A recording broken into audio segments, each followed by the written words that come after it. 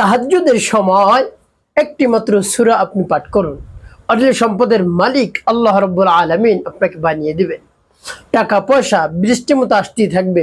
যত আপনি খরচ করবেন তত বেশি আল্লাহ রাব্বুল আলামিন দান করবেন আপনাকে।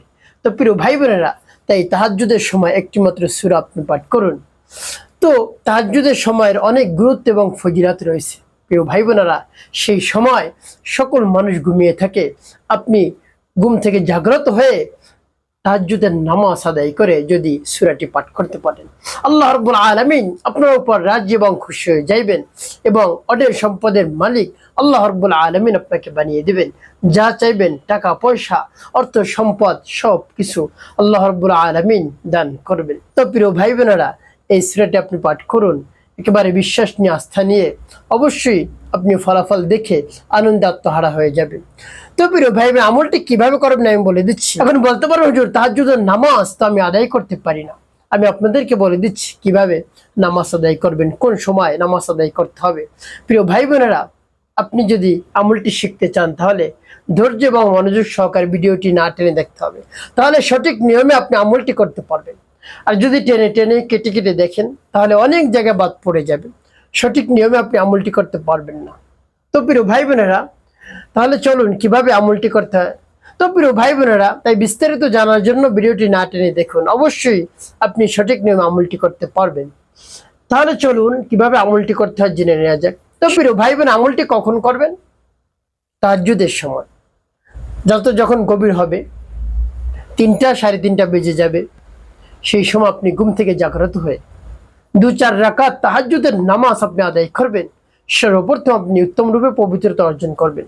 তারপরে নামাজের মুসাল্লায় দাঁড়িয়ে আপনি তাহাজ্জুদের নিয়াত করবেন, হে আল্লাহ, আমি আপনার সন্তুষ্টির উদ্দেশ্যে 2 রাকাত তাহাজ্জুদের নামাজ কিবলামুখী হয়ে আদায় করতেছি, আপনি আমার নামাজকে কবুল করুন। এভাবে নিয়ত করে আপনি নামাজ শুরু করে দিবেন। অন্য নামাজের মতোই আপনি নামাজগুলো আদায় করে নেবেন, শুধু নিয়তটা ভিন্ন। আল্লাহ, তাহাজ্জুদের নামাজ আমি আদায় করতেছি, আপনি তাহাজ্জুদের নামাজকে কবুল করুন। এভাবে বলে নামাজের মুসাল্লায় দাঁড়িয়ে এভাবে 2 রাকাত নামাজ আপনি আদায় করবেন। যত রাকাত পারেন, 6 রাকাত, 8 রাকাত, 10 রাকাত, 12 রাকাত, আপনি যত রাকাত পারেন আদায় করবেন। করে যখন নামাজ শেষ করা হয়ে যাবে, এরপরে আপনি স্থানে বসেই আমলটি শুরু করে দেবেন। কি করবেন? সর্বপ্রথম জীবনের গুনার কথা স্মরণ করে ক্ষমা প্রার্থনা করবেন। হ্যাঁ আল্লাহ, আমার জীবনের সমুদায় গুনাহ খাতাগুলোর মাফ করে দেন, আমার অন্তরকে পাক পবিত্র বানিয়ে দিয়ে আমাকে একেবারে গুনাহ মুক্ত করে দেন, হে আল্লাহ। এভাবে আল্লাহ রাব্বুল আলামিনের কাছে বলবেন। এরপর 3বার দুরূদ শরীফ সাল্লাল্লাহু আলাইহি ওয়াসাল্লাম, সাল্লাল্লাহু আলাইহি ওয়াসাল্লাম, সাল্লাল্লাহু আলাইহি ওয়াসাল্লাম ইস্তিগফার দুরূদ শরীফ পাঠ করা হয়ে গেলে এরপরে আপনি সেই সূরাটি পাঠ করবেন। প্রিয় ভাই বোনেরা, এই তাহাজ্জুদের সময় কেন আপনি আমল করবেন? এই তাহাজ্জুদের সময় মানুষ সকলে ঘুমিয়ে থাকে, আর আপনি আল্লাহর সন্তুষ্টির উদ্দেশ্যে রাত্র জেগে আপনি যদি নামাজ আদায় করে তাকে সন্তুষ্টি করাতে পারেন, তাহলে আল্লাহ রাব্বুল আলামিন খুশি হয়ে যাবে। প্রিয় ভাই বোনেরা, আল্লাহ রাব্বুল আলামিন গভীর রজনীতে বান্দাদেরকে ডাকতে থাকেন, কার কি প্রয়োজন রয়েছে আমার কাছে বলো। প্রিয় ভাই বোনেরা, আপনার তো অর্থ সম্পদের প্রয়োজন, টাকা নাই, আপনি অভাবগ্রস্ত হয়ে পড়েছেন, চাকরি চলে গিয়েছে, আপনি অভাবগ্রস্ত হয়ে পড়েছেন, ঋণগ্রস্ত হয়ে পড়েছেন, হতাশাগ্রস্ত হয়ে পড়েছেন, যে কোথায় আপনি অর্থ সম্পদ পাবেন, টাকা পাবেন, কোন দিক আপনি খুঁজে পাচ্ছেন না, চতুর্দিক থেকে আপনার উপর বিপদ আর বিপদ। আপনি এমত অবস্থায় রব্বি কারিমের শরণাপন্ন হন। তাহাজ্জুদের সময় আপনি তাহাজ্জুদের নামাজ আদায় করে রব্বি কারিমের কাছে সূরাটি পাঠ করুন। পাঠ করে বলুন, দেখবেন সাথে সাথে আল্লাহ রাব্বুল আলামিন আপনার দোয়া দরখাস্ত কবুল করে নেবেন ইনশাআল্লাহ। তো প্রিয় ভাই বোন, এভাবে ইস্তিগফার দুরূদ শরীফ পাঠ করা হয়ে যাওয়ার পর তারপর সেই নামটি পাঠ, তারপর আপনি সেই সূরাটি পাঠ করবেন। সেই সূরাটির অনেক গুরুত্ব এবং ফজিলত রয়েছে।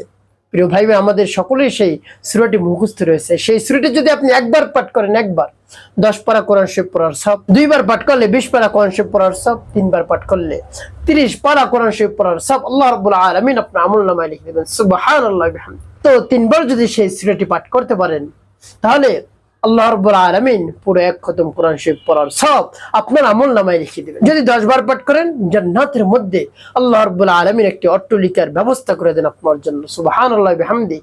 তাই প্রত্যেক দর্শকে জান্নাতের মধ্যে একটি বাড়ি নির্মাণ হয়ে যায় আপনার আমার জন্য।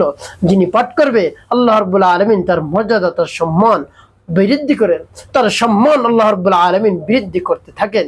তাই সেই সূরাটি বেশি বেশি আপনি পাঠ করুন। আমাদের সকলের সুপরিচিত সেই সূরাটি আমি আপনাদেরকে বলে দিচ্ছি।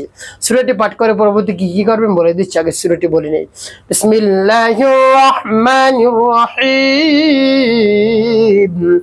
কুল হুয়াল্লাহু আহাদ আল্লাহুস সামাদ লাম ইয়ালিদ ওয়া লাম ইউলাদ লাম ইয়াকুল লাহু কুফুয়ান আহাদ। এবার যখন পাঠ করা হয়ে যাবে তারপর আপনি আবারও পাঠ করবেন বিসমিল্লাহির রাহমানির রাহিম।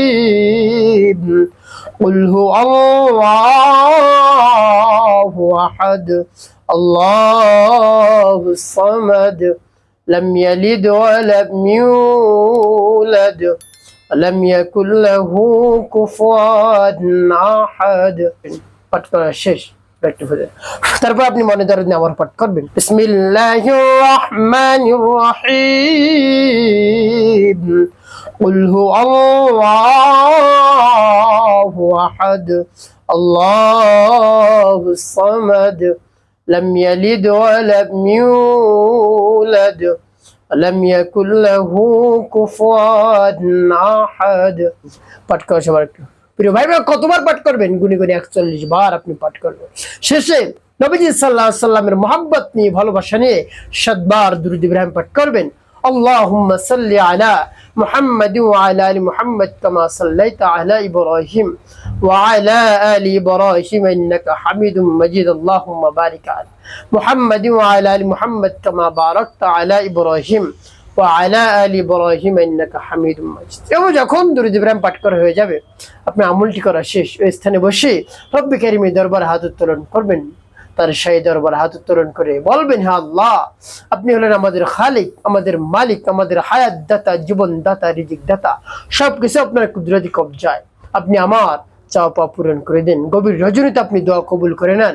আমার অর্থ সম্পদ দরকার, আমার টাকা পয়সা দরকার, সম্পদের ব্যবস্থা করে দিন। সম্পদ নাই, সম্পদের ব্যবস্থা করে দিন, টাকার ব্যবস্থা করে দিন।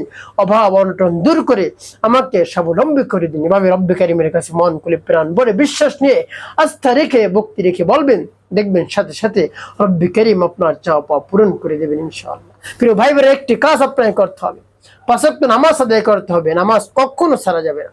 মানুষের খেদমতে কল্যাণের কাজ করবেন, মিথ্যা কথা বলবেন না, তাহলে আপনার জীবন সুখময় হবে, শান্তিপূর্ণ হবে।